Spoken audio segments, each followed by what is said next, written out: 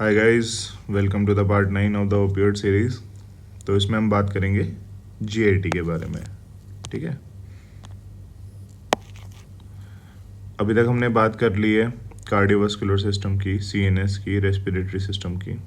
अब जीआईटी की कर रहे हैं। तो इसमें इंपॉर्टेंट चीज़ क्या है? फर्स्ट ऑफ ऑल, ये स्पैज्म कराता है of the biliary tract smooth muscle. ठीक है, उसे क्या समझते हैं हम कि जो हमारा बिलियरी ट्रैक्ट होता है, that you would be knowing, हमारा कॉमन बाइल डक्ट आती है, कॉमन हिपैटिक डक्ट आती है, कनेक्ट होते हैं, मतलब सॉरी सिस्टिक डक्ट आती है, कॉमन हिपैटिक डक्ट आती है, कॉमन बाइल डक्ट बनती है, फिर आगे पैनक्रियाटिक डक्ट से जुड़ के हमारी रिलीज हो जाती है डुोडेनम में। ठीक है, तो ये नॉर्मली होता है। तो अगर स्पाज्म हो जाए उसका यहाँ पे लास्ट के लेवल पे, एम्पल ऑफ वाटर पे, तो क्या होगा? इंट्रा बिलियरी प्रेशर बढ़ जाएंगे, है ना। और अगर इंट्रा बिलियरी प्रेशर बढ़ जाएंगे तो एक तरह का स्पैज्मोडिक टाइप का पेन होगा, विसरल पेन होगा, बेसिकली कोलिकी। ठीक है, तो this is the only condition where opioid can increase the intrabiliary pressure and can cause pain. They are analgesics otherwise, but यहाँ पे पेन करा देंगे। ठीक है, तो ये पेन कराएंगे। तो इसका सॉल्यूशन क्या है इस पेन का? Naloxone, glucagon and nitroglycerin. Basically they are given. Naloxone तो डायरेक्टली ओपियोइड एंटागोनिस्ट है, उससे करेगा। बाकी दोनों भी ये जो इंट्राबिलियरी प्रेशर बढ़ रहा है उसको कम करेंगे। ठीक है, उसकी वजह से कम करेंगे ये हमारा पेन। अब नेक्स्ट पॉइंट की बात करते हैं। हटा देता हूँ ये सब, ये रहने देता हूँ, सही लग रहा है। ठीक है, नेक्स्ट है हमारा पेरिस्टाल्टिक एक्टिविटी को कम करेगा, तो कॉन्स्टिपेशन कर देगा, जो कि बिल्कुल लॉजिकल बात है ना। ओपियोइड रिसेप्टर होते हैं हमारे गट के अंदर, और ये बहुत ही कॉमन साइड इफेक्ट होता है, इसकी हम बात भी करते हैं जब भी हम ओपियोइड्स की बात करते हैं। ठीक है, तो ये जो कॉन्स्टिपेशन होता है, इसमें इंपॉर्टेंट फीचर क्या है? ये टॉलरेंस जो होता है कॉन्स्टिपेशन के लिए विद टाइम नहीं डेवलप होता। लाइक स्टार्टिंग में मान लो तुम किसी को बुप्रेनॉर्फिन पैच दे रहे हो 5 माइक पर आवर का, ठीक है, टॉलरेंस बिल्ड नहीं करता है। तो अगर 5 माइक का तुमने दिया स्टार्टिंग में, और उस 5 mic per hour buprenorphine patch की बात कर रहा हूँ मैं, तो उसको बढ़ा दिया तुमने, क्योंकि अब पेशेंट को पेन रिलीफ नहीं हो रहा था, पेशेंट का टॉलरेंस बिल्ड हो गया था for the analgesic effect of the buprenorphine that we have. तो अब तुमको 10 माइक का देना पड़ रहा है। तो अब 10 माइक में जो कॉन्स्टिपेशन के इफेक्ट होंगे वो बढ़ जाएंगे, क्योंकि ओवरऑल टॉलरेंस बिल्ड ही नहीं हुई थी ना, क्योंकि पहले उसको कम पे भी हो ही रहा था। जितना कॉन्स्टिपेशन मान लो 5% का हो रहा था, तो अब 10% का ही होगा। ठीक है, कॉन्स्टिपेशन बढ़ के ही होगा। तो ये वाली चीज़ समझ आई ना, कि एनाल्जेसिया, नोजिया, वॉमिटिंग, इन सब के लिए तो टॉलरेंस बिल्ड हो जाएगा पेशेंट को विद टाइम, बट कॉन्स्टिपेशन के लिए नहीं होगा। जैसे जैसे डोज बढ़ेगी कॉन्स्टिपेशन भी बढ़ता जाएगा। नेक्स्ट हम बात करते हैं tone of the increase in the tone of the smooth muscle, uncoordinated gastric motility, that is also related to constipation only. ठीक है, टोन बढ़ा देता है, इसलिए कई बारी कोली की पेन हो सकता है। अब क्या है नेक्स्ट? Delayed gastric emptying. ठीक है, related to the peristaltic activity only. Last is nausea vomiting. Actually we have covered this nausea and vomiting.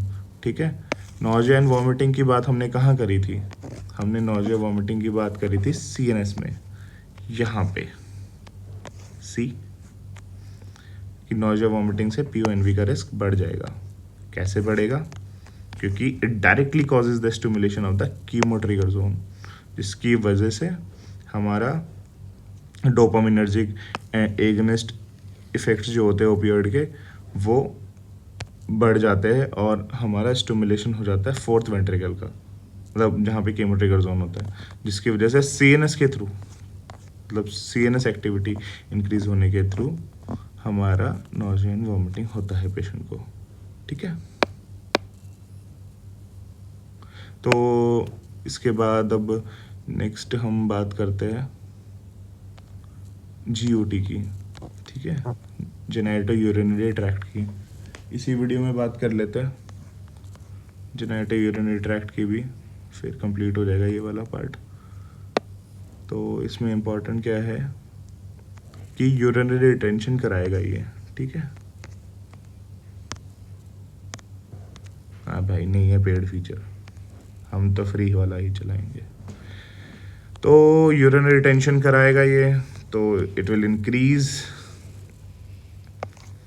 has an increased effect of urinary retention with the epidural opioids। क्यों? क्योंकि epidural opioids have an increased chances to reach the sacral opioid receptors। sacral opioid receptor क्या होते हैं?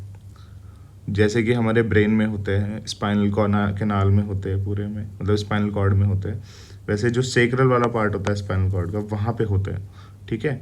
तो वहाँ क्या होता है कि हमारे जो पैरासिम्पैथेटिक आउटफ्लो ट्रैक्ट्स होते हैं, जब हम पैरासिम्पैथेटिक ट्रैक्ट की बात करते हैं तो we talk about the craniosacral tracts, ठीक है।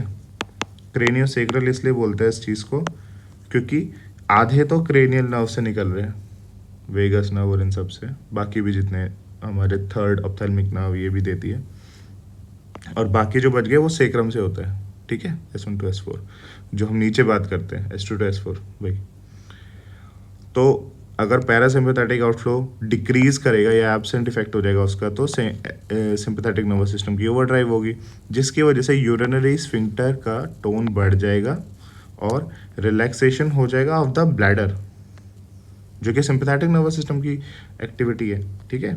तो that will cause the decrease in the detrusor muscle tone which will that will lead to the relaxation of the bladder and the more accumulation of the urine into the bladder, and by virtue of increasing the urinary sphincter tone, this we are causing urinary retention। तो mechanism मैंने explain कर ही दिया है, and it is not a dose dependent effect, same, ठीक है।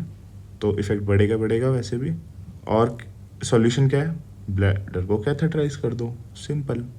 उससे क्या होगा? ब्लैडर को इवैक्यूएट कर देंगे, तो यूरिनरी रिटेंशन का रिस्क नहीं रहेगा, ब्लैडर का प्रेशर नहीं बढ़ेगा, इंटर एब्डोमिनल प्रेशर भी नहीं बढ़ेंगे, ठीक है। तो दैट्स ऑल, ये वाला पार्ट हम ख़त्म करते हैं, इसके बाद हम बात करेंगे। अब हमारा हो चुका है मोटा मोटा फार्माकोडायनामिक्स ख़त्म, बस स्किन रह गया, placenta and immune system and miscellaneous. Time थोड़ा सा लगेगा उसके अंदर भी, but this is done. Thank you.